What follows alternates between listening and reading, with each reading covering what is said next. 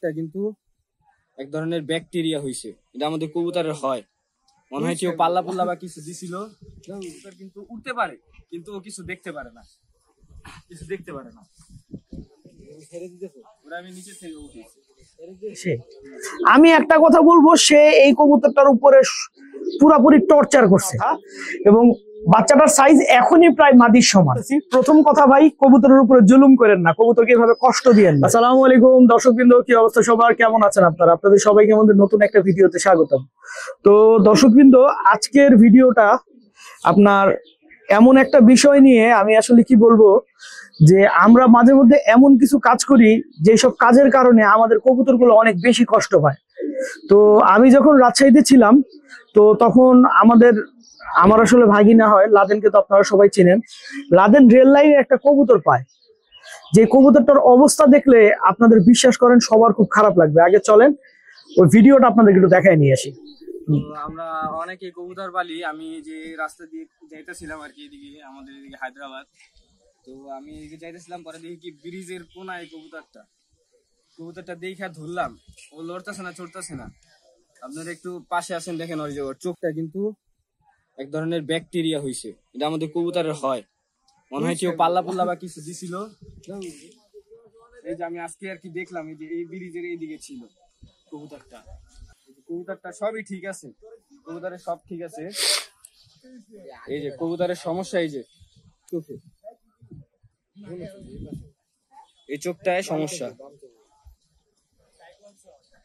এটা কি জন্য? এটা হলো এক ধরনের একটা ব্যাকটেরিয়া। এটা আমাদের কবুতরটা যে ছাড়ছে, উনি মনে হয় দেখেন এই কবুতরের এই সমস্যা ছিল। আমরা অনেক আর কি দেখছি যে কবুতরের এই সমস্যাটা হয় আমাদের কবুতরে, কিন্তু উনি মনে হয় খেয়াল করে নাই, সেই জন্য কবুতরটা এইদিকে আইসা পড়ে গেছে গা। এই অবস্থা দেখেন কবুতরটা।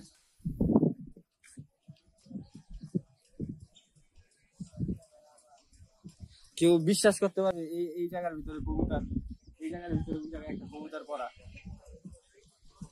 এই কবুতরটা আমি উঠাইলাম। কবুতর কিন্তু উঠতে পারে, কিন্তু ও কিছু দেখতে পারে না, কিছু দেখতে পারে না। ওরা আমি নিচে থেকে উঠেছি।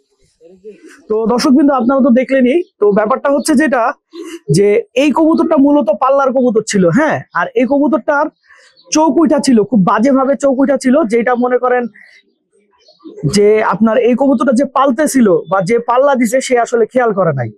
তো এই কারণে এই কবুতরটা আর বাসায় ফিরা যাইতে পারে নাই।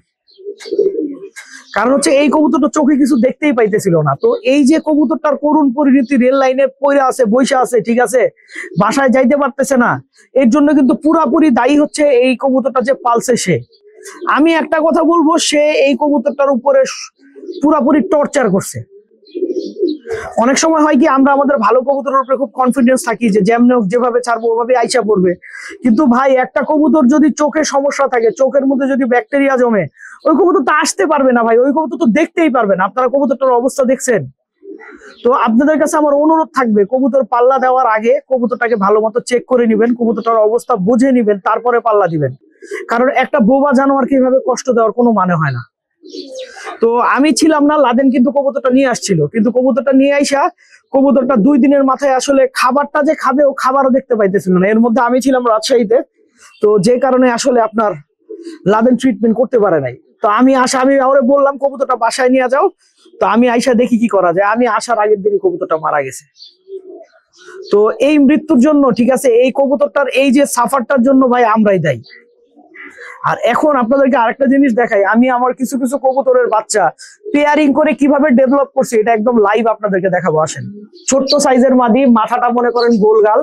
তো আপনার মনে করেন এই কবুতরটা খুবই ভালো কবুতর, টানা আপনার 2-3 বছর ধরে আমার বাসায় আসতেছে, গেমেও আসছে, টুর্নামেন্টেও আসছে, এখন পর্যন্ত খুব ভালো করতেছে। তো এই কবুতরটাকে আমি চাইতেছিলাম একটু ডেভেলপ করার জন্য আমি চাইতেছিলাম ওর কবুতরের সাইজটা একটু বড় হোক, কারণ এই কবুতরটার সাইজটা বেশি ছোট। এর জন্য আমি ওর বাচ্চাটাকে দেখেন আবার বড় করে ফেলছি।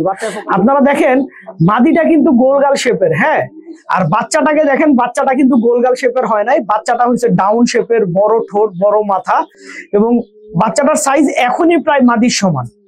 তো আমার যেটা টার্গেট ছিল যে আমি আমার এই কবুতরটার বাচ্চাটাকে একটু বড় করব, কারণ তো আমি আমার ওই টার্গেট অনুযায়ী এই কবুতরটার সাথে আপনার যে নটটা পেয়ার করছি আপনারা দেখেন যে নটটা আমি পেয়ারিং দিছি, এই নটটা কিন্তু আপনার সিলভার স্টাইলের একটা কবুতর।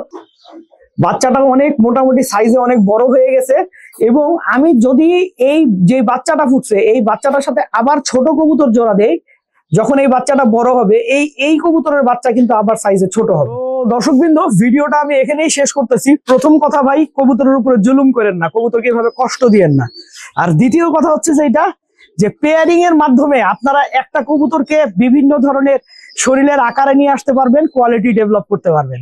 তো আমি আরো কিছু পেয়ারিং এর এরকম টিপস ইনশাল্লাহ আপনাদেরকে দেওয়ার চেষ্টা করবো। আপনারা সবাই ভালো থাকবেন, 5 ওয়াক্ত নামাজ পড়বেন। আসসালামু আলাইকুম।